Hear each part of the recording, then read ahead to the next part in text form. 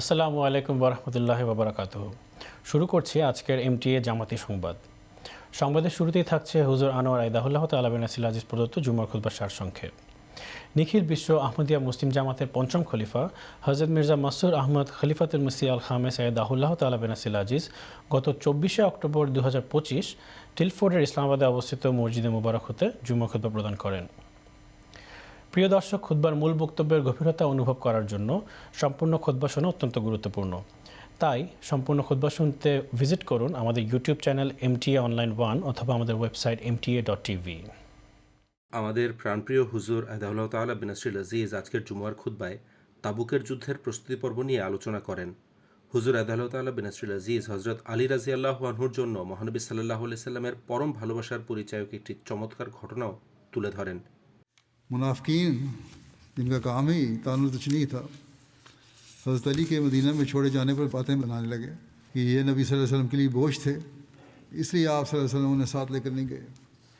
इन तानों को सुनकर या इर्द गिर्द मुनाफिकीन को देखकर खुद ही घबराकर हज़रत अली ने असला लिया और हज़रत सल्लल्लाहु अलैहि वसल्लम की खिदमत में हाज़िर हो गए।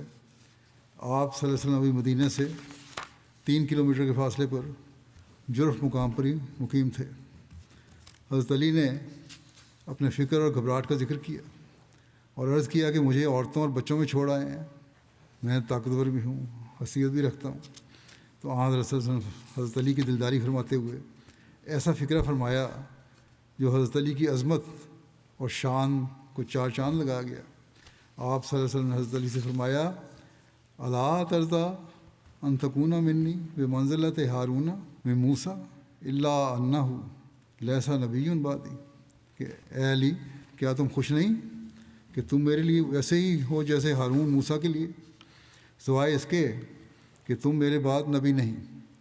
यानी हज़रत मूसा जब कोहे तूर पर तशरीफ़ ले गए तो उनके पीछे हज़रत हारून हज़रत मूसा के कायम मुकाम थे, लेकिन वो तो नबी भी थे। तुम भी मेरे कायम मुकाम हो गए लेकिन नबी नहीं हो गए।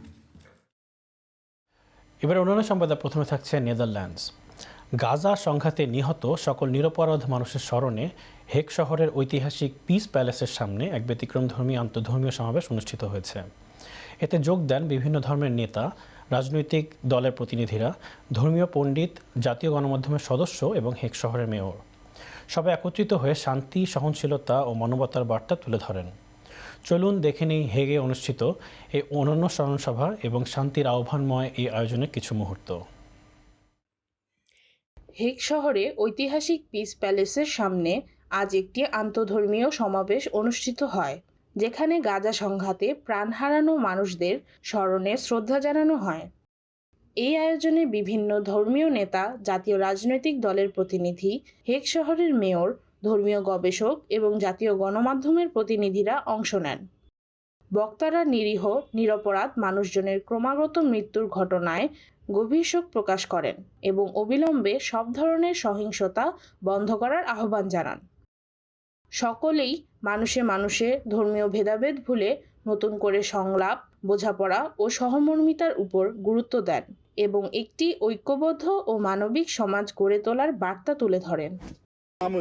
আহমদিয়া মুসলিম জামাতের পক্ষ থেকে আমি শান্তি ও মানবতার বার্তা সকলের কাছে পৌঁছে দিতে চাই।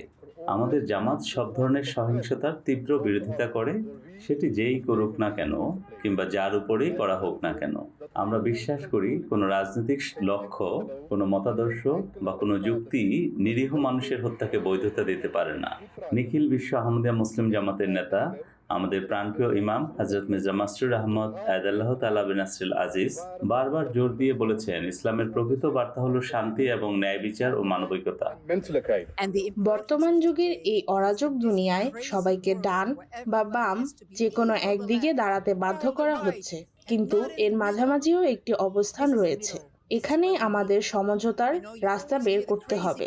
আমরা সবসময় দুই দিকের চরমপন্থীদের কথাই শুনি, 15% একদিকে, 15% অন্যদিকে, কিন্তু মাঝখানে থাকা 70% মানুষের কথা কেউ শোনে না।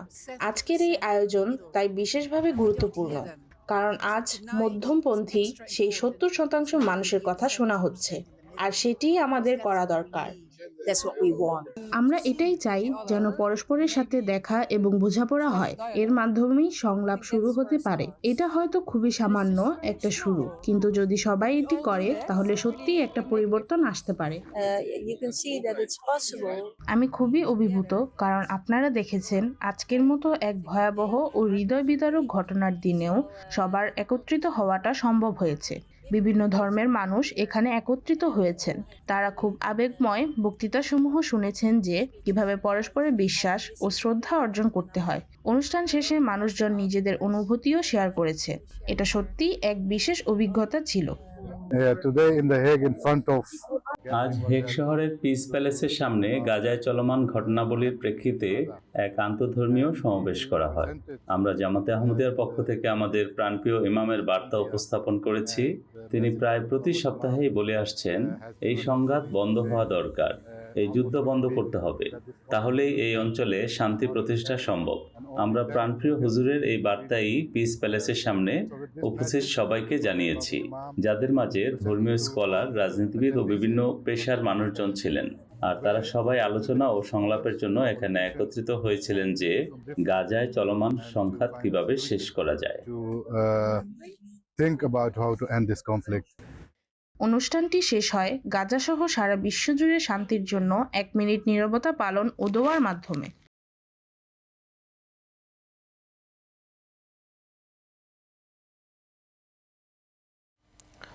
সংবাদের সর্বশেষ পর্যায়ে থাকছে ফ্রান্সের মাহদি মসজিদে মজলিসে আনসারুল্লাহ ফ্রান্স ও জার্মানির যৌথ উদ্যোগে অনুষ্ঠিত হয়েছে পিস সাইকেল ট্যুরের অভ্যর্থনা ও সমাপনী অনুষ্ঠান। প্রায় 70 জন সাইক্লিস্ট জার্মানির ব্রুকসেল শহর হতে যাত্রা করে ফ্রান্সের হার্টিংহাইম শহরে অবস্থিত মাহদি মসজিদে পৌঁছান। ট্যুরের শেষ পর্যায়ে স্থানীয় মেয়র ও সাইক্লিং ক্লাবের সদস্যরাও দলে যোগ দেন শান্তি ও মানবতার বার্তা ছড়িয়ে দিতে। প্রিয় দর্শক, চলুন দেখে নিই মাহদি মসজিদে অনুষ্ঠিত এই অনুপ্রেরণামূলক পিস সাইকেল ট্যুরের কিছু মুহূর্ত। আল্লাহ তাআলার অশেষ কৃপায় মজলিস আনসারুল্লাহ ফ্রান্স ও মজলিস আনসারুল্লাহ জার্মানি যৌথভাবে ফ্রান্সের মসজিদুল মাহদিতে একটি অনুষ্ঠান আয়োজন করে। এই অনুষ্ঠানটি ছিল জার্মানির মজলিস আনসারুল্লাহ কর্তৃক আয়োজিত পিস সাইকেল ট্যুরের সমাপ্তি সংবর্ধনা অনুষ্ঠান।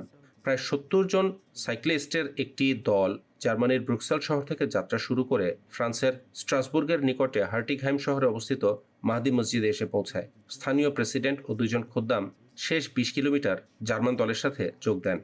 ইসলামের শান্তির বার্তা ছড়িয়ে দেওয়াই এই আয়োজনের উদ্দেশ্য। সাইকেল যাত্রার শেষ 5 কিলোমিটারে স্থানীয় মেয়র ও তার সহকর্মীবৃন্দ, যারা স্থানীয় সাইক্লিং ক্লাবেরও সদস্য, তারাও এই দলের সাথে যোগ দেন এবং সম্মানের সাথে এই পিস সাইকেল ট্যুর দলটিকে পথ দেখিয়ে মসজিদ পর্যন্ত নিয়ে আসেন।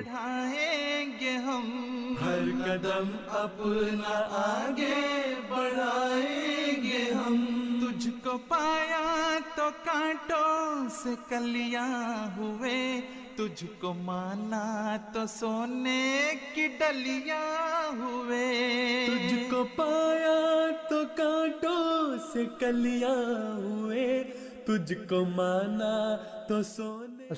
এই উদ্যোগের মূল উদ্দেশ্য হলো হুজুরের নির্দেশ পালন করা। হুজুর যেভাবে বিশ্ব শান্তি প্রতিষ্ঠায় কাজ করেছেন, আমরা হুজুরের সে আহ্বানে সাড়া দিচ্ছি, যেন মানুষ শান্তিতে জীবনযাপন করতে পারে। আমরা আশা করি পুরো পৃথিবী একদিন শান্তির নীড়ে পরিণত হবে। সাইকেল ট্যুরটি মসজিদে মাহদিতে এক সমাপনী অনুষ্ঠানের মধ্য দিয়ে শেষ হয়। অনুষ্ঠানে পবিত্র কুরআন তিলাওয়াত, আনসারুল্লাহর আহাদনামা পাঠ, সাইকেল ট্যুর সম্পর্কে সংক্ষিপ্ত বর্ণনা, মজলিস আনসারুল্লাহ কী এবং তাদের আহাদনামার উদ্দেশ্য কী ইত্যাদি ব্যাখ্যা করা হয়। স্থানীয় মেয়র সাইকেল ট্যুরে অংশগ্রহণকারীদের মাঝে মেডেল বিতরণ করেন এবং সকল অংশগ্রহণকারীকে ধন্যবাদ জানান। এরপর ফ্রান্স ও জার্মানির আনসারুল্লাহ সদর সাহেবগণ সংক্ষিপ্ত বক্তব্য দেন এবং দোয়ার মাধ্যমে অনুষ্ঠানের সমাপ্তি ঘোষণা করা হয়। दिल जुमर्द है याकूत अलमास है, तू ख्यालों में बैठा मेरे पास है, दिल जुमर्द है याकूत अलमास है, दिल जुमर्द है। चूँकि खलीफा वक्त का अमन का पैगाम लेकर এই সাইকেল যাত্রা যুগ খলিফার পক্ষ থেকে শান্তির বার্তা বহন করে এনেছে। আল্লাহর রহমতে মজলিস আনসারুল্লাহ ফ্রান্স ও তাদের স্থানীয় প্রশাসন আমাদের পূর্ণ সহায়তা করেছে। আমরা যেহেতু প্রতিবেশী দেশ, তারা প্রতিবেশী হিসেবে তাদের দায়িত্ব পালন করেছেন।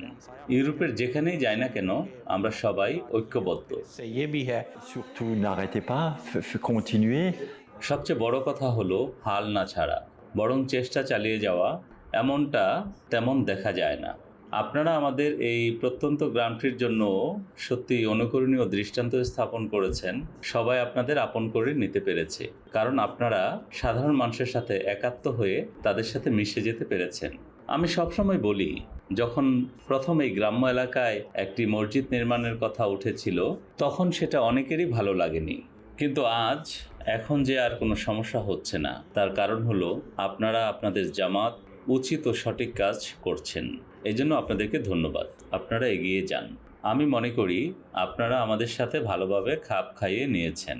এজন্যই আমি নিজেও খুব আগ্রহ নিয়ে আপনাদের কার্যক্রমে অংশ নিই, যেন আমরা আরও নিকটে আসতে পারি, পরস্পরকে জানতে পারি।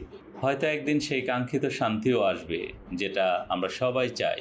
অবশ্য সে লক্ষ্য অর্জন এখনো বহুদূর।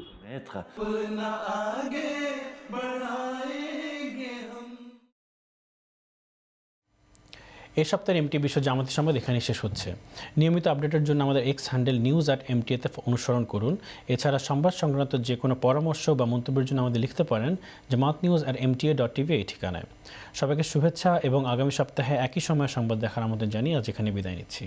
আসসালামু আলাইকুম ওয়া রাহমাতুল্লাহি ওয়া বারাকাতুহু।